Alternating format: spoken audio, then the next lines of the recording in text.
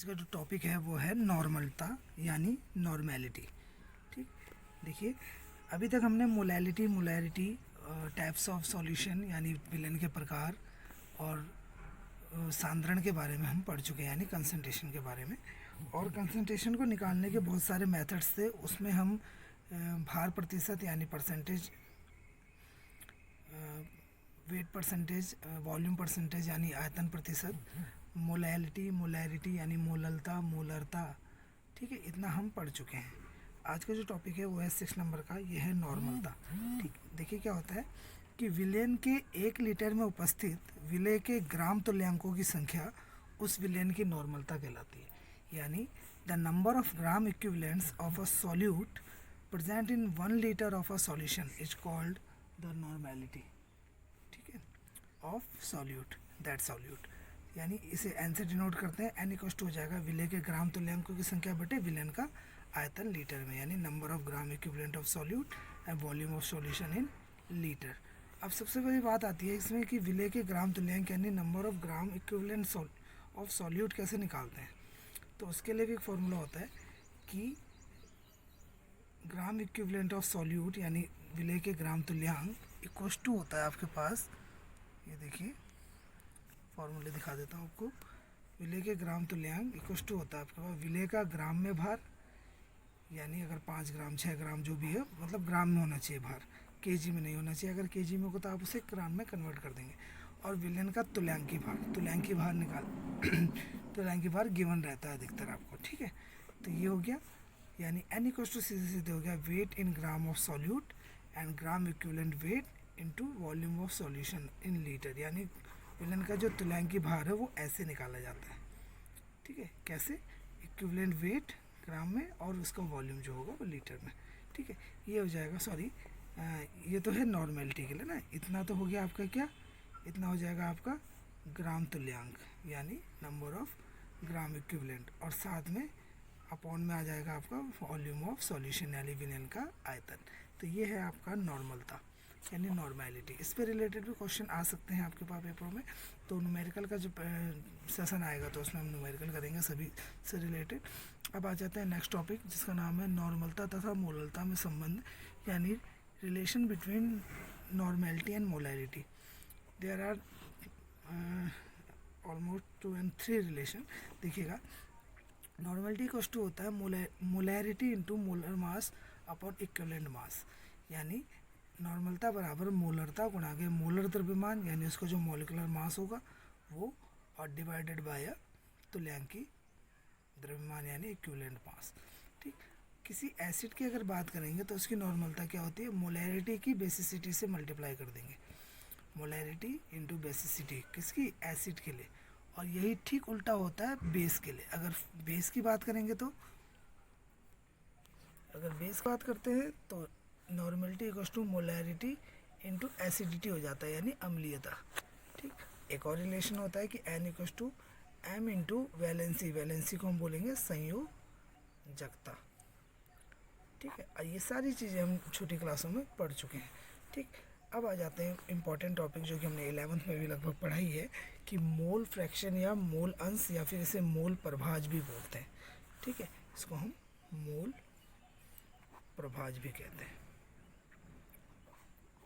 ठीक है। यानी फ्रैक्शन की बात कर रहे हैं, भिन्नात्मक वैल्यू की बात कर रहे हैं, ठीक है। कि किसी विलेन में उपस्थित किसी अवयव, विलेय या विलायक, दोनों अवयव होते हैं किसी विलेन में अधिकतर। बाइनरी सॉल्यूशन की बात करें अगर, कि मोलों की संख्या यानी ईच की बात कर रहे हैं किसी एक की, और विलेन में उपस्थित कुल मोलों की संख्या के अनुपात को उस अवयव का मोल अंश या मोल प्रभाज कहते हैं।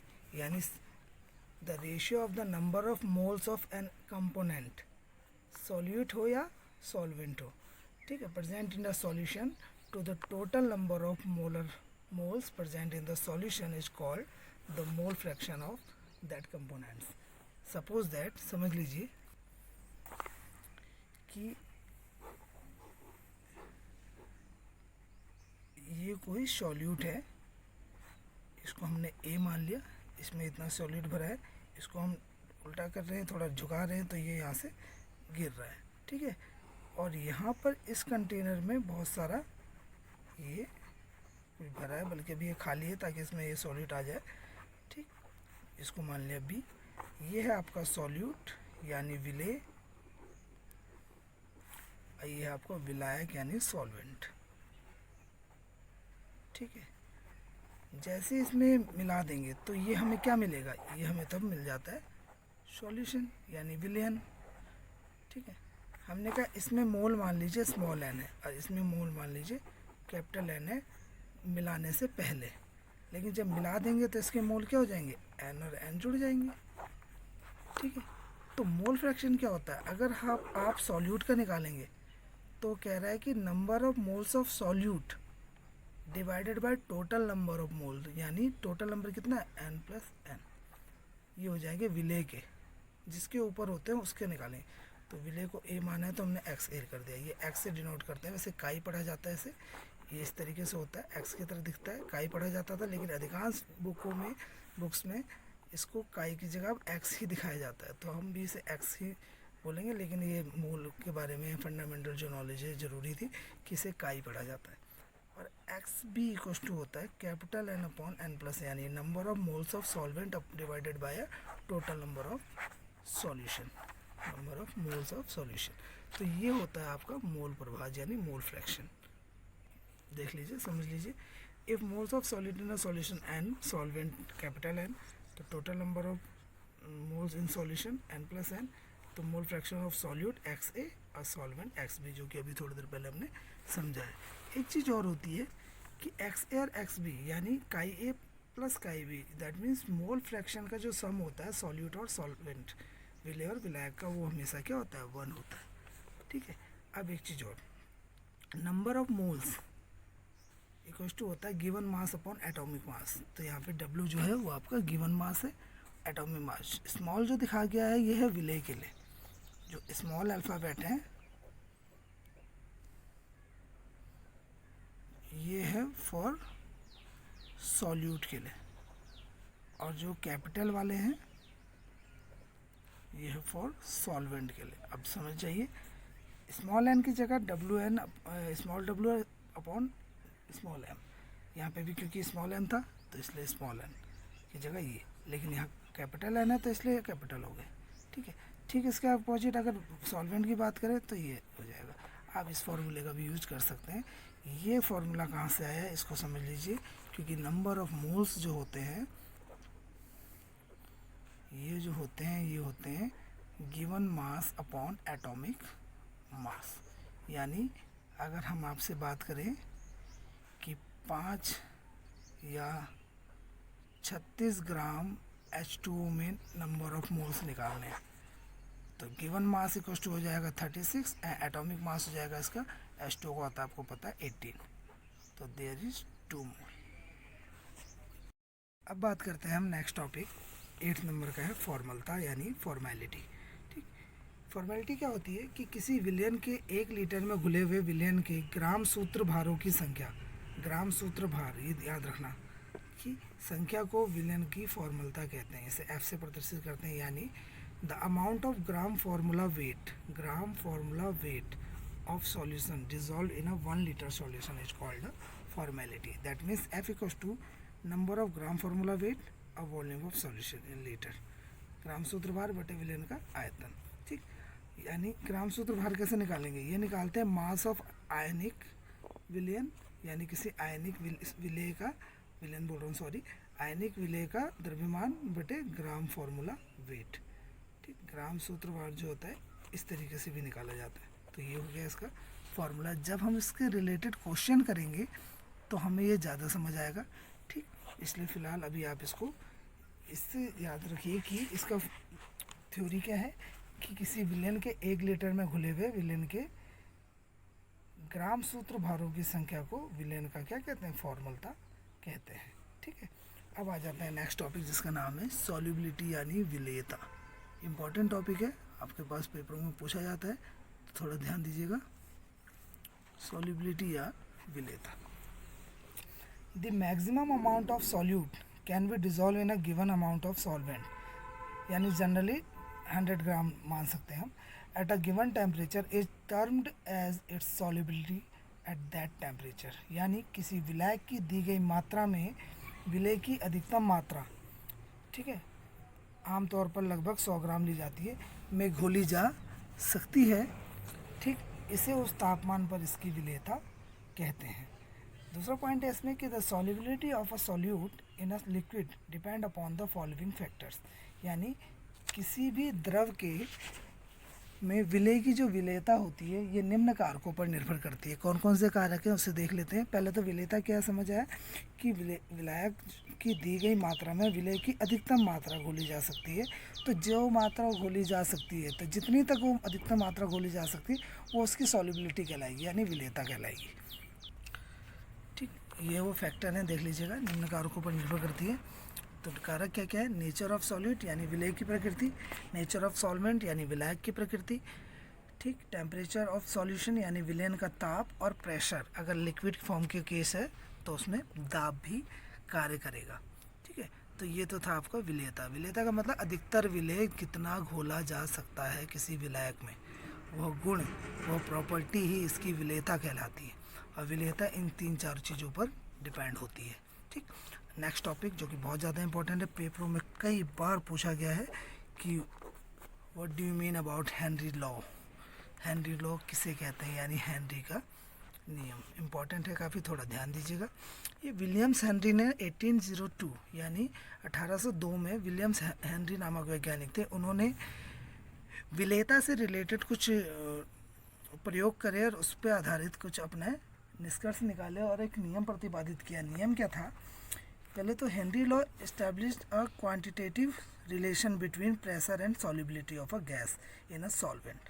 दैट मीन्स हेनरी का नियम एक विलायक के गैस के दबाव और विलेयता के बीच मात्रात्मक संबंध की स्थापना है। ठीक है। दूसरा, this law is for gas liquid solution. जो यह नियम है यह गैस और लिक्विड यानी गैस और द्रव विलयन के लिए है। और मोस्ट इम्पॉर्टेंट कि ये नियम है क्या आखिर, तो उसे पढ़ लेते हैं कि अकॉर्डिंग टू दिस लॉ यानी it state that at a constant temperature the solubility of a gas in a liquid is directly proportional to the pressure of the gas. That means कि इसके नियमानुसार स्थिर ताप पर किसी दिए गए द्रव में किसी गैस की विलेयता, ताप स्थिर है और उस गैस की विलेयता यानी वो गैस कितनी घुल सकती है किसी द्रव में, आरोपित दाब के समानुपाती या अनुक्रमानुपाती होती है। यानी अगर किसी गैस की विलेयता जो है उसको हम m से डिनोट करें तो m is proportional to the pressure यानी आरोपित दाब applied pressure p। That means it can be stated that the partial pressure of the gas in vapor pressure partial pressure of gas in vapour pressure small p, यानी small p की बात कर रहे हैं, is directly proportional to the mole fraction of gas. एक चीज़ और, ये नेक्स्ट टॉपिक है। ठीक है, मतलब पहले तो आ गया आपका m is proportional to p, लेकिन ये हेनरी का लॉ एक और बात बोलता है कि ये जो पार्शियल प्रेशर होता है p, ये भी किसके डायरेक्टली प्रोपोर्शनल होता है, मोल फ्रैक्शन के यानी काई के यानी x के। ठीक है, जो हमने अभी थोड़ी देर पहले पढ़ा भी है। ठीक है, तो मतलब गैस का आंशिक दाब यानी जो पार्शियल प्रेशर ऑफ गैस है P विलयन में गैस के मोल प्रभाज के यानी mole fraction of gas in solution के क्या होता है, डायरेक्टली प्रोपोर्शनल होता है। They both are in a directly proportional, यानी एक हटेगा तो एक बढ़ेगा तो दूसरा भी बढ़ेगा, तो एक घटेगा तो दूसरा भी घटता है, यानी P is directly proportional to the X। यहाँ पे एक लाइन आनी थी, P directly proportional to the X। X में रहता मोल फ्रैक्शन। और जैसे आपको पता है प्रोपोर्शन हटता है तो इक्वल लगता है, तो एक कांस्टेंट जुड़ता है जिसको हमने यहाँ पे KH बोला है, where P is the partial pressure यानी गैस का आंशिक दाब, का is the mole fraction of a gas यानी गैस का मोल प्रभाज, और KH is the most important topic of this relation, that is a Henry constant यानी हेनरी का नियतांक। ठीक है, ये था आपका हेनरी का नियम, बहुत ज़्यादा इंपॉर्टेंट है बच्चों, पेपरों में ज़रूर आता है, इसे पढ़िएगा ज़रूर कि हेनरी का नियम क्या कहता है कि जो विलेयता होती है किसी गैस की किसी द्रव में यानी m is proportional to the उस पर आरोपित आंशिक दाब के अनुक्रमानुपाती होती है, यानी solubility of gas is directly proportional to the applied pressure on that gas in that liquid, यानी उस गैस पर उस लिक्विड के अंदर। और दूसरा रिलेशन इसमें क्या कहता है हेनरी का नियम कि जो पार्शियल प्रेशर होता है is the directly proportional to the mole fraction of a gas, यानी P is the directly proportional to the X, और X हटाएंगे बराबर लगाएंगे मतलब प्रोपोर्शनल हटाएंगे तो P equals to K H into x, where K H equals to the constant of Henry, यानी Henry constant यानी हेनरी का नियतांक। अब आ जाते हैं नेक्स्ट टॉपिक पे जिसको बोलते हैं हम वाष्पन या वेपोराइजेशन या इवेपोरेशन। वह प्रक्रिया जिसके द्वारा द्रव के अणु वाष्प अवस्था प्राप्त कर लेते हैं वाष्पन कहलाती है, यानी वह प्रक्रिया जिसके द्वारा द्रव के अणु क्या वाष्प गैस अवस्था प्राप्त कर लेते हैं वाष्पन कहलाती है। The process by which the molecule of fluid attend vapour state in called evaporation या vaporisation. The second topic is संघनन या कंडेंसेशन। देखिए वाष्पन की ठीक विपरीत प्रक्रिया होती है। वाष्पन में पानी भाप बन के उड़ जाता है और इसमें भाप या जो है जितनी भी गैसें हैं वो वापस द्रव अवस्था में आ जाती है। ठीक उल्टा है कि वह प्रक्रिया जिसमें वाष्प अवस्था द्रव अवस्था में बदल जाती है संघनन कहलाती है। The process in which the vapour state of molecule is attend liquid state in is called condensation, या फिर vapour state is convert into liquid state. Okay, ये भी होता है आपका क्या संघनन या कंडेंसेशन बोलते हैं। अब आ जाते हैं मेन टॉपिक है एक इम्पॉर्टेंट भी है इसमें, क्योंकि आगे चल के जो अणुसंख्यक गुणधर्म भी पढ़ेंगे हम उसमें भी इसके बारे में चर्चा है, जिसका टॉपिक का नाम है हमारा वाष्प दाब। नेक्स्ट टॉपिक है आपका वाष्प दाब यानी वेपर प्रेशर। वाष्प दाब क्या होता है कि निश्चित ताप पर वाष्प तथा द्रव साम्यावस्था पर वाष्प द्वारा आरोपित दाब वाष्प दाब कहलाता है। यानी निश्चित ताप पर वाष्प तथा द्रव साम्यावस्था, यानी वाष्प और द्रव्य साम्यावस्था क्या होगी, जब वाष्प द्रव में बदलता है द्रव वाष्प में बदलता है तो एक ऐसी कंडीशन आ जाती है कि ये एक साम्य अवस्था में आ जाते हैं, यानी इक्विलिब्रियम पोजीशन आ जाती है। ना द्रव वाष्प में बदल पाता है ना वाष्प द्रव में बदल पाता है, एक इक्वल कंडीशन आ जाती है। तो ऐसी अवस्था को बोला जाता है इक्विलिब्रियम या फिर साम्य अवस्था।